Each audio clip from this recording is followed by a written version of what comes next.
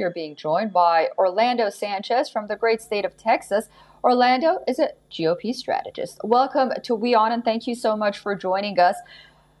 Well, the Republican pool is getting pretty crowded. However, former President Donald Trump seems to be the front runner, and everyone is expecting Ron DeSantis to be a second runner-up. However, judging from past primaries, are we at a point where we know the results as of now? I think as of today, it would be safe to predict that Donald Trump will be the Republican nominee in 2024.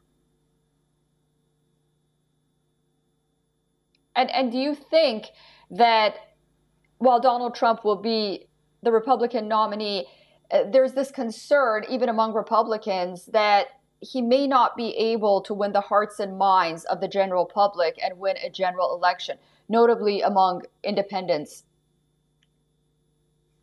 Well, that's a distinct possibility. Of course, we're well over a year, almost and a half before the presidential general election. A lot can happen. Most voters, and certainly most middle of the road sort of mainstream voter, will be looking at the economy. So they're used to and have experienced the Trump administration where inflation was stable, interest rates were not rising. Oil and gas production in the United States was sufficient to drive the cost of fossil fuels down. Americans were paying $1.69 a gallon for fuel versus $3.49 today. Inflation is out of control. So I've always said that the one question, if Donald Trump is the nominee, needs to ask President Biden in a debate is the same question Ronald Reagan asked Jimmy Carter. Are you better off today than you were 4 years ago? And most Americans will say financially, they're worse off. Yeah, that's absolutely true. In your opinion, where does Joe Biden stand and where do the Democrats stand? It seems that they actually prefer Donald Trump to be the Republican nominee because for one reason or the other, maybe looking back at just 2022, the midterms, they think that Trump is, quote unquote, the beatable Republican candidate. Is that the case? Well, certainly they're stuck with Joe Biden. They nominated Joe Biden in 2020, assuming that he would be sort of a leveling effect after 4 years of Donald Trump's chaos, as you mentioned earlier.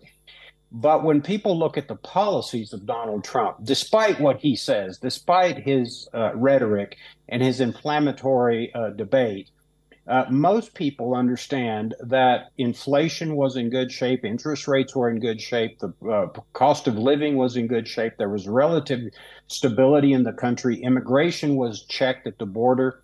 And so people are going to compare. We've seen the chaos of Biden, even though he's not as vociferous, so to speak, and bombastic, but people are going to want to prefer the security that Donald Trump offered. That is, fuel stability, price stability at the grocery store. This ridiculous policy that Biden has implemented that if you have a good credit rating when you purchase a home, you're going to have to contribute to those that have less credit. People just don't like that lurch towards socialism. So I think it's going to be a stark comparison between the chaos of Joe Biden and the chaos of rhetoric of Trump, but the basic stability of the economic situation domestically.